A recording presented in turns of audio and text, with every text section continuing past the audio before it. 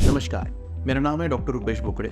आज हम देखते हैं कार्डियक अरेस्ट और सीपीआर के बारे में। कार्डियक अरेस्ट एक ऐसी कंडीशन है जहाँ पे हार्ट सडनली बीटिंग करना या पंपिंग करना बंद कर देता है। इसके वजह से पेशेंट सडनली कोलैप्स होता है। सीपीआर यानी कार्डियोपल्मोनरी रिससिटेशन एक ऐसी टेक्निक है जो यूज करके कोई भी इंसान पेशेंट को बचा सकता है। इंडिया में मोस्ट कॉमनली मतलब अप्रोक्सीमेटली 90% कार्डियक अरेस्ट ये हॉस्पिटल के बाहर होता है, मतलब out of the hospital scenario में होता है। नियर अबाउट अप्रोक्सीमेटली 10% जो कार्डियक अरेस्ट होते हैं वो इन हॉस्पिटल होते हैं। तो नॉर्मल पीपल को कार्डियक अरेस्ट के बारे में जानकारी होना, साथ ही में फर्स्ट एड टेक्निक है मतलब सीपीआर टेक्निक के बारे में जानकारी होना बहुत इम्पोर्टेंट है, क्योंकि ये टेक्निक यूज करके शायद वो पेशेंट की जान बचा पाए।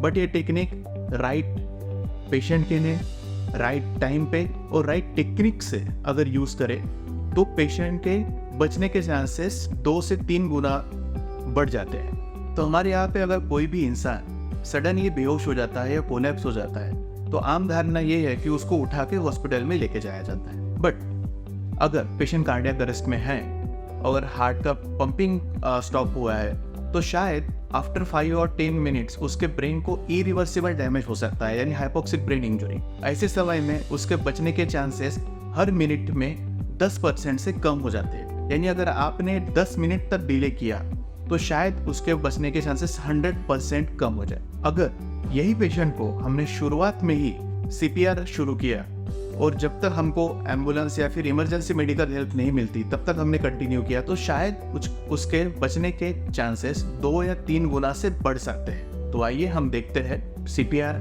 टेक्निक कैसे होते हैं। सबसे पहले अगर आपने देखा है कोई पेशेंट सडनली अनकॉन्शियस हो जाता है तो सबसे पहले scene safety is very important. वो पेशेंट को या फिर वो व्यक्ति को सेफली कोई ऐसे जगह पे लेके जाए जहाँ पे फर्म एंड फ्लैट सरफेस रहे। अगर कोई व्यक्ति पानी के आसपास है, इलेक्ट्रिसिटी के आसपास है, कहीं आग लगी है या फिर कोई ट्रैफिक है या फिर कोई व्हीकल चल रहे हैं रोड पे है तो उसको वहां से हटा के आसपास के सेफ एनवायरनमेंट में लेकर जाए जहाँ पे फर्म एंड फ्लैट सरफेस है। सेकेंडली उसको पहले असेस किया जाए कि उसका कॉन्शियसनेस लेवल है या नहीं। तो उसको सबसे पहले आप उसके अगर आपको उसका नाम पता है तो आपके नाम से पुकारिए। जैसे कि मान लो अगर कोई पेशेंट का नाम है रमेश, रमेश आप ठीक हो, रमेश आप ठीक हो, तो gently tap on his shoulder. अगर कोई रिस्पॉन्स नहीं मिलता है तो सेकेंडली उसके ब्रीदिंग एफर्ट्स है कि नहीं वो देखना है। तो सबसे पहले ब्रीदिंग एफर्ट्स आप उसके चेस्ट लेवल पे टेंजेंशियली जाके आप चेक कर सकते हो।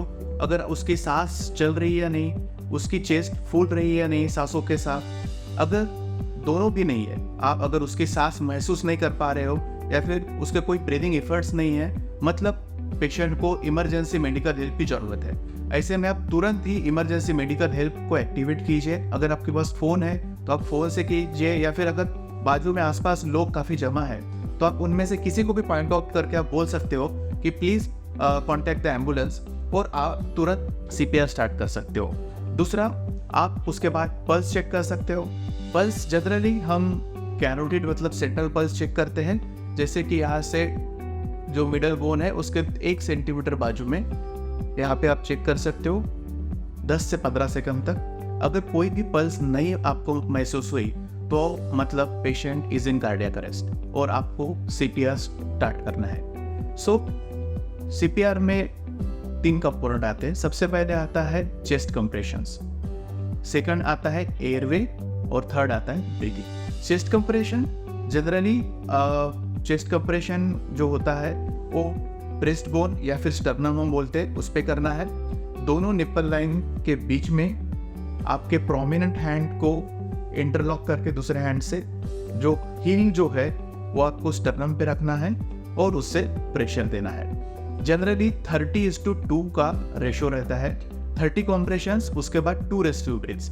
1 रेस्क्यू ब्रीथ 1 सेकंड तक देना है। Out of the hospital scenario में rescue breaths mouth to mouth breathing के द्वारा दी जाती है। अगर आप माउथ टू माउथ ब्रीदिंग देने में कंफर्टेबल नहीं है तो आप कंटिन्यू सीपीआर रख सकते हैं। जनरली ये जो सीपीआर मतलब चेस्ट कॉम्प्रेशंस जो है 1 मिनट में 100 to 120 के रेट में देना है, यानी 1 सेकंड में 2। पेशेंट को कॉम्प्रेशन 5 सेंटीमीटर तक होना चाहिए, ताकि एंटेरियो पोस्टेरियल जो डेप्थ है कंप्रेशन का 5 सेंटीमीटर तक होना चाहिए। बट साथ ही में एक कंप्रेशन के बाद उसको रिलीज भी करना है। कंप्रेशन हम इसलिए देते हैं ताकि रुका हुआ हार्ट जो है वो पंप शुरू करे। ब्रेस्ट बोन और पीछे का जो स्पाइनल कॉलम है उसको बीच में हार्ट कॉम्प्रेस होके ब्लड जो है ब्रेन को, किडनी को और अदर वाइटल्स ऑर्गन, लिवर को या लंग्स को सर्कुलेट करेगा।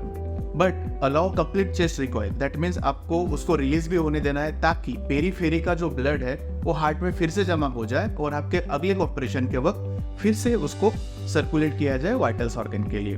ये काफ़ी जरूरी है। जो पेशेंट कोलैप्स होते हैं या फिर अनकॉन्शियस होते हैं उनमें उनका टंग जो होता है वो पीछे सरक जाता है और उनका एयर में जो होता है वो ऑब्स्ट्रक्टेड होता है। तो ऐसे पेशेंट का एयर में पेटेंट करना बहुत ज़रूरी है ताकि उनके लंग्स में ऑक्सीजन पहुंचा सके। तो ऐसे में हम उनका हेड टिल्ट और चिन लिफ्ट, मतलब ये सिर थोड़ा ऊपर करके और जॉ को लिफ्ट करके हम उनका टंग जो होता है वो पीछे फॉल होने से बचा सकते हैं और ऐसे कंडीशन में जो है एयर में पेटेंट हो जाता है। थर्ड जो होता है ब्रीदिंग एंड वेंटिलेशन। तो आपको माउथ टू माउथ उनको ब्रीदिंग देना है। ईच ब्रीथ ओवर 1 सेकेंड और ऐसे 2 ब्रीथ देना है। तुरंत 2 ब्रीदिंग के बाद CPR 30 कॉम्प्रेशंस शुरू रखना है और ऐसे साइकिल कंटिन्यू करना है। आमतौर पर ये CPR जो होता है ये वेरी टायरिंग होता है। ऐसे में अगर आप थक जाते हो तो आप दूसरे वॉलंटियर को आवाज़ मार सकते हो और उसको बोल सकते हो कि मैं थक गया हूँ, अभी आप टेक ओवर के। और कब तक करना है? आपको ये CPR तब तक कंटिन्यू करना है जब तक आपके पास कोई इमरजेंसी मेडिकल हेल्प पहुंचे। एक बार आपको मेडिकल हेल्प या फिर कोई एम्बुलेंस आ जाती है आपके पास हेल्प के लिए, तो आप जो भी पैरामेडिक्स है या फिर जो भी डॉक्टर्स है वो आप पेशेंट उनको हैंड ओवर कर सकते हैं। अगर आपके पास कोई AED मतलब ऑटोमेटेड एक्सटर्नल डिफिब्रिलेटर अगर है, जनरली ये कॉमन पब्लिक प्लेसेस में, एयरपोर्ट पे, बस स्टॉप पे, मॉल्स में अवेलेबल रहता है, तो उसको आप अटैच करके अगर वो शॉकेबल रिदम है तो खुद ही डिटेक्ट करके, ऑटोमेटिकली डिटेक्ट करके शॉक डिलीवर कर सकता है और ऐसे पेशेंट में शायद फिर से उनका हार्ट रिस्टार्ट हो सकता है। आपको CPR के दौरान हर 2 मिनट में उसके पल्सेशंस चेक करने हैं, सिंटम पल्सेशंस, कैरोटिड पल्सेशन चेक करने हैं। अगर आपको उनके कैरोटिड पल्सेशंस वापस फील होते हैं तो शायद आपका CPR सफल रहा है और ऐसे वक्त आपको CPR रोकना है और मेडिकल हेल्प का इंतज़ार करना है और पेशेंट को रिकवरी पोजीशन में रखना है। इस वीडियो के माध्यम से मुझे आपको बताना है कि अगर आप लाइफ में कभी भी ऐसी इमरजेंसी सिचुएशन का सामना करते हैं, कभी भी पैनिक ना करें। सबसे पहले देखिए कि सीन सेफ है या नहीं, पेशेंट का कॉन्शियसनेस लेवल चेक कीजिए, पेशेंट का ब्रीदिंग इफेक्ट्स है कि नहीं चेक कीजिए और थर्ड पेशेंट के पल्स, सेंट्रल पल्सेस है कि नहीं चेक कीजिए।